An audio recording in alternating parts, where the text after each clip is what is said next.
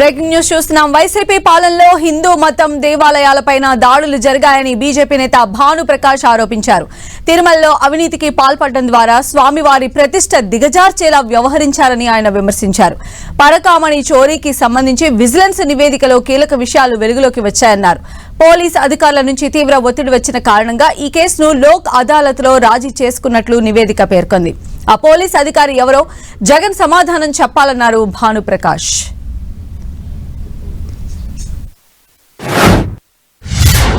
రిపోర్ట్లో ఏముంది తెలుసా? పోలీస్ అధికారుల నుంచి తీవ్ర ఒత్తిడి వచ్చిన కారణంగా ఈ కేసుని లోక్ అదాలత్లో రాజీ చేసుకున్నా ఉన్నారు. ఎవరయ్యా పోలీస్ అధికారి? వెంకటేశ్వర స్వామి మీద ఒత్తిడి తెచ్చేంత పోలీస్ అధికారి ఎవరయ్యా? సమాధానం చెప్పు జగన్మోహన్ రెడ్డి గారు, సమాధానం చెప్పండి కరుణాకర్ రెడ్డి గారు, సమాధానం చెప్పండి సుబ్బారెడ్డి గారు. దీంట్లో ఆ ఏవిఎస్ఓ ఒక సమర్థమైన అధికారిని ఆ రోజు విజిలెన్స్ వాళ్ళు కూడా రిపోర్ట్ ఇవ్వడం జరిగింది. ఆ ఏవిఎస్ఓ సతీష్ కుమార్ మొన్న విచారణకు వస్తున్నట్టు సందర్భంలో వారు ఏ విధంగా చనిపోయారో మీడియా మిత్రులందరికీ తెలుసు. ఇది అయిన తర్వాత పోలీస్ అధికారి నుంచి ఒత్తిడి వచ్చిందన్నారా?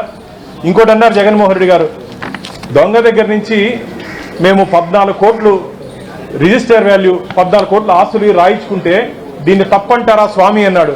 అయ్యా స్వామి, దొంగని దాతగా చేశారు, మీరు దొంగని దాతగా చేశారు, థెఫ్ట్ని గిఫ్ట్గా చేశారు.